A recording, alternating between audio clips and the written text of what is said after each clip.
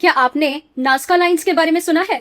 Nazca lines दक्षिणी Peru के ऊंचे रेगिस्तान में जमीन पर उकेरी गई विशाल आकृतियों अर्थात जियोग्लिफ्स का समूह है। इनका निर्माण प्राचीन नाज़का संस्कृति द्वारा 500 ईसा पूर्व से 500 ईस्वी के बीच किया गया था। ये आज भी दुनिया के सबसे दिलचस्प पुरातात्विक रहस्यों में से एक है। इन्हें कैसे बनाया गया था? इनका निर्माण असल में काफी सरल था, लेकिन इसके लिए अविश्वसनीय सटीकता की आवश्यकता थी। रेगिस्तान की सतह गहरे भूरे रंग के लोहे के ऑक्साइड वाले पत्थरों से ढकी हुई है। नाज़का के लोगों ने जब इन ऊपरी पत्थरों को हटाया तो नीचे की हल्की पीली धूसर रेत दिखाई देने लगी। अधिकांश रेखाएं केवल 10 सेंटीमीटर से 15 सेंटीमीटर गहरी हैं। चूंकि ये क्षेत्र दुनिया के सबसे शुष्क स्थानों में से एक है और यहाँ हवा ना के बराबर चलती है, इसलिए ये रेखाएं 2000 सालों से भी अधिक समय से सुरक्षित है। ये नाज़का लाइन्स भले क्या दर्शाती है? इन डिजाइनों में सरल रेखाओं से लेकर जटिल आकृतियां शामिल हैं। इनके 3 मुख्य प्रकार हैं। पहली है सीधी रेखाएं, जो रेगिस्तान में मीलों तक फैली हुई हैं। दूसरी है ज्यामितीय आकृतियां, जैसे कि त्रिभुज,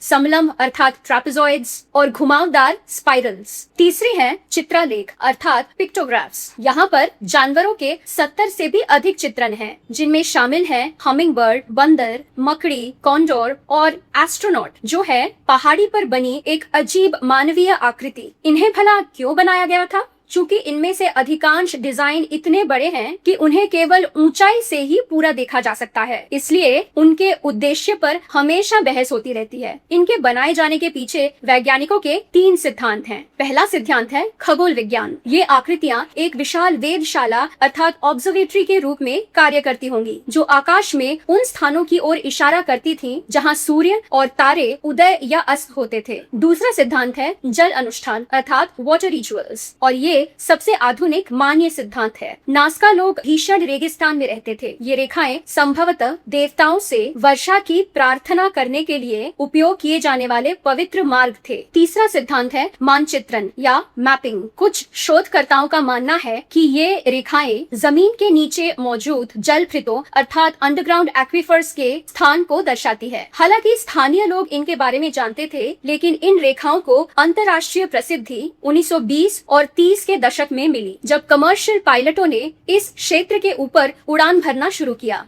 1994 में इन्हें यूनेस्को विश्व धरोहर स्थल घोषित किया गया। आज भी नई खोज जारी है। हाल के वर्षों में आर्टिफिशियल इंटेलिजेंस और ड्रोन तकनीक की मदद से सैकड़ों छोटी और पुरानी आकृतियों का पता चला है, जो पहले नग्न आंखों से दिखाई नहीं देती थी।